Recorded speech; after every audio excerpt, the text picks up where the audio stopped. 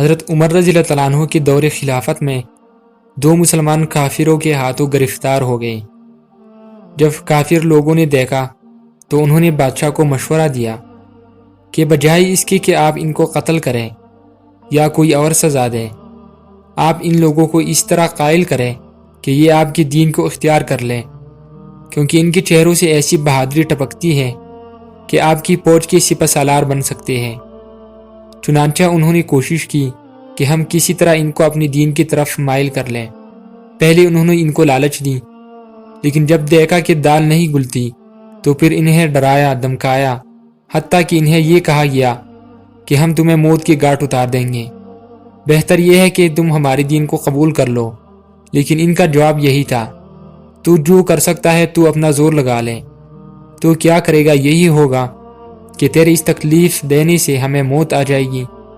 جب ان کی طرف سے یہ جواب سنا تو وہ تب تپا اٹھے اور پریشان ہوئی کہ ان کے ساتھ کیا معاملہ کیا جائے۔ بالآخر زچ ہو کر انہوں نے یہ منصوبہ بنایا کہ ہم ایک جگہ تیل گرم کرتے ہیں اور ان میں سے ایک کو اس میں ڈال لیتے ہیں، شاید اس کی وجہ سے دوسرا ڈر جائے اور ہمارے دین کو قبول کر لیں۔ چلو دونوں نہیں تو ان میں سے ایک تو کام آ ہی جائے گا۔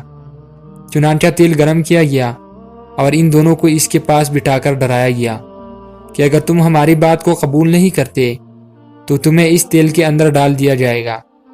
جب دیکھا کہ وہ اپنی بات پر جمی ہوئی ہے تو انہوں نے ان میں سے ایک کو اٹھا کر گرم گرم تیل میں ڈال دیا۔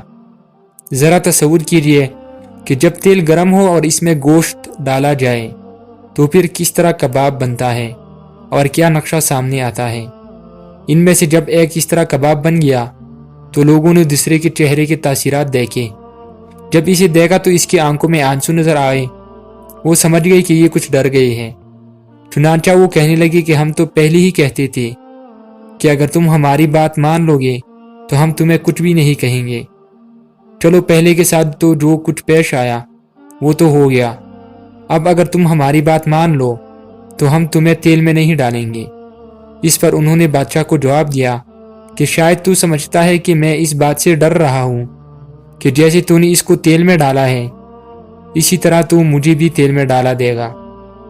ہرگز ایسا نہیں، حقیقت یہ ہے کہ مجھے یہ خیال آ رہا ہے کہ میری یہ ایک ہی جان ہے، جب تم مجھے ایک دفعہ تیل میں ڈالو گے تو یہ تو ختم ہو جائے گی۔ کاش کہ میرے جسم کے بالوں کے برابر میری جانیں ہوتی تو مجھے اتنی دفعہ تیل میں ڈالتا اور میں اتنی جانوں کا نذرانہ اپنے رب کی حضور میں پیش کرتا۔ سبحان اللہ۔